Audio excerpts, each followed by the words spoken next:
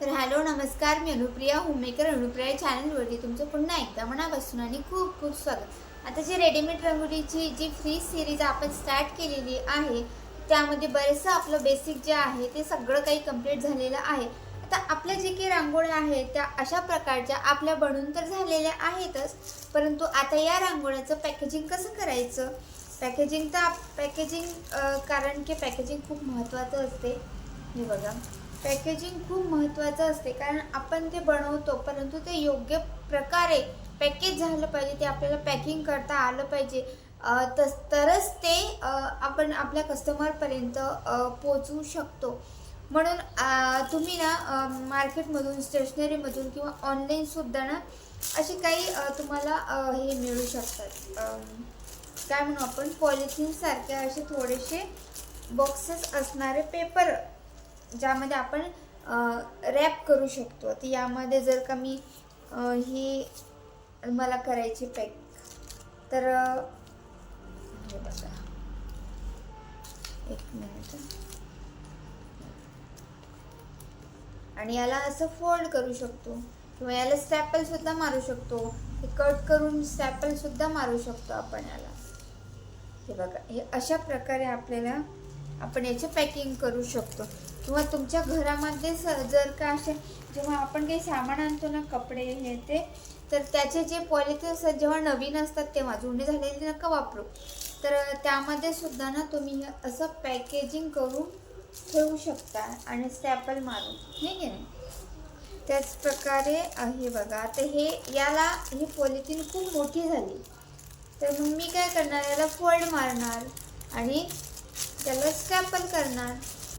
आता आपलं जे की आपण रेडी रंगोली बनवलं त्याचं आपलं पॅकेजिंगसुद्धा झालं, पण आता त्याचं मार्केटिंग कसं करायचं, ते कसं सेल करायचं, हा सुद्धा एक सगळ्यात महत्त्वाचा एक प्रश्न उपस्थित राहतो.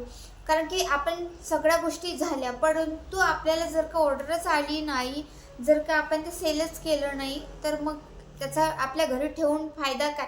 आपण यूज करून करून असे कितीसे यूज करणार आहे, म्हणजे ते आपल्या घरात आपली मेहनत तशीच पडून राहील. म्हणून आपल्याला ना त्याचं मार्केटिंग करता आलं पाहिजे. आता हे मार्केटिंग करायचं कसं, तर बघा, तुमच्याकडे व्हॉट्सअप आहे, असं कोणीच नाही की व्हॉट्सअप वापरत नाही, फेसबुक वापरत नाही, इंस्टा वापरत नाही, यूट्यूब वापरत नाही, ट्विटर, हे जे काही हँडलिंग असतात ना, म्हणजे जे सोशल मीडियाचे, तर त्याच्यावरून आपण एका क्षणात अशा कितीतरी जणांपर्यंत पोहोचू शकतो. त्याचा आपल्याला आपल्या मार्केट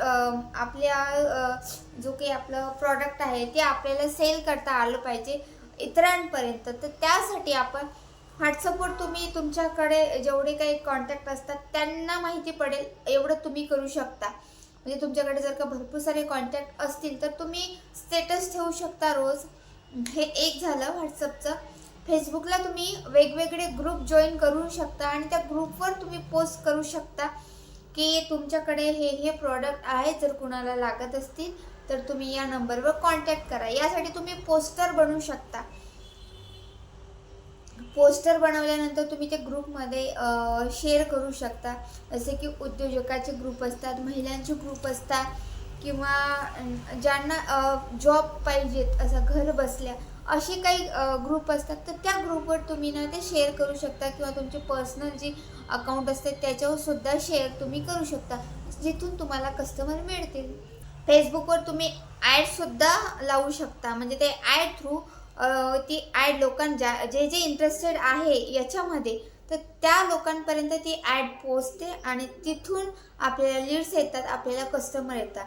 नेक्स्ट पार्ट झाला इंस्टाग्राम. आता इंस्टाग्राम इतकं फास्ट आहे ना, की एक रील किंवा एक तुम्ही स्टोरी किंवा काही टाकलं ना असं, की लगेच कितीतरी जणांपर्यंत ती गोष्ट पोचली जाते. तर त्याचा वापर आपल्याला करता आला पाहिजे. तुम्ही इंस्टाग्राम अकाउंट बनवू शकता.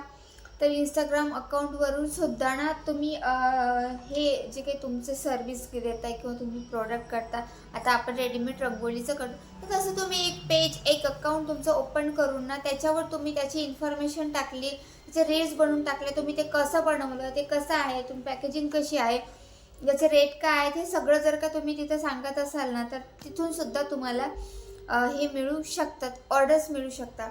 आणि आपलं हे यूट्यूब आहेच, हे यूट्यूबवर सुद्धा तुम्ही व्हिडिओ बनवून शॉर्ट्स व्हिडिओ बनवून सुद्धा तुम्ही तुमचं जे काही प्रॉडक्ट तुम्ही बनवलेलं आहे, रेडीमेड रंगोली म्हणा किंवा कुठलेही प्रॉडक्ट म्हणा, तर ते तुम्ही इझिली सेल करू शकता. आता मार्केटिंग जेव्हा आपण करतो ना आपल्या प्रोडक्ट, कारण मार्केटिंग शिवाय काहीच नाही.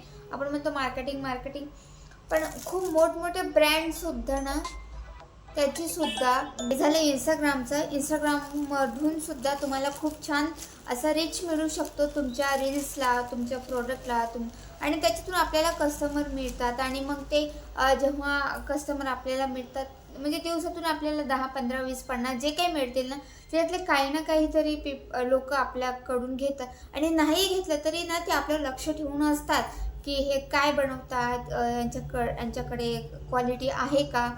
तर मग नंतर काही दिवसांनी ती लोकंसुद्धा ना परचेस करायला येतात, हे नक्की आहे.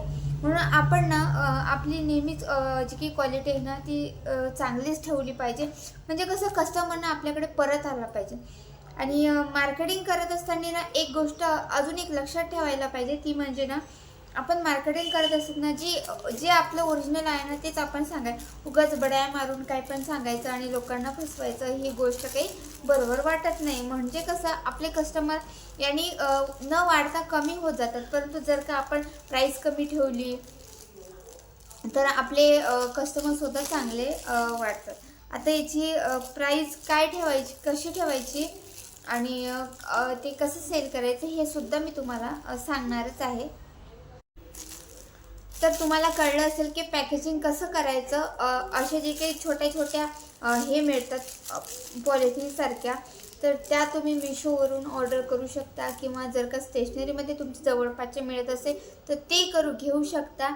आणि मग कसं आपली साईज ना कमी जास्त असते, त्यानुसार ना आपण त्याला कटसुद्धा करू शकतो. आणि काही नाही, स्टॅपलरने त्याला इकडून तिकडून स्टॅपल जरी केलं ना तरी काही हरकत नाही आहे त्याला.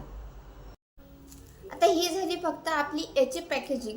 परंतु जेव्हा आपण ती ऑर्डर घेतो आणि ती ऑर्डर आपण कस्टमरला पाठवतो, तर त्याची पॅकेजिंग कशी करायची ना ते सुद्धा मी तुम्हाला नेक्स्ट व्हिडिओमध्ये नक्की सांगेल. परंतु आताच मी तुम्हाला पॅकेजिंग सांगितलं की तुम्ही ना आता तुमच्या पॉलिथिन वाईज किंवा तुमच्या रांगोळीच्या साईजनुसार ना तुम्ही हे जे काही आहे ना पॉलिथिन, ही कमी जास्त कटआउट करू शकता. आणि मग अशा साईडनी त्याला स्टॅपल मारू शकता, म्हणजे जेणेकरून ना ते आतमध्ये असं सेफ राहील, आहे की नाही. किंवा असे जेव्हा हे असतात ना तेव्हा तुम्ही त्याला ते पेपरमध्ये सुद्धा रॅप करू शकता आणि नंतर पॉलिथिनमध्ये टाकू शकता. त्यामध्ये काहीही प्रॉब्लेम येत नाही. आता ही बघा, ही बॉर्डरची रेडी रांगोळी.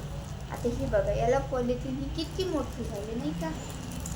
मग एवढी मी कट करू शकते ना,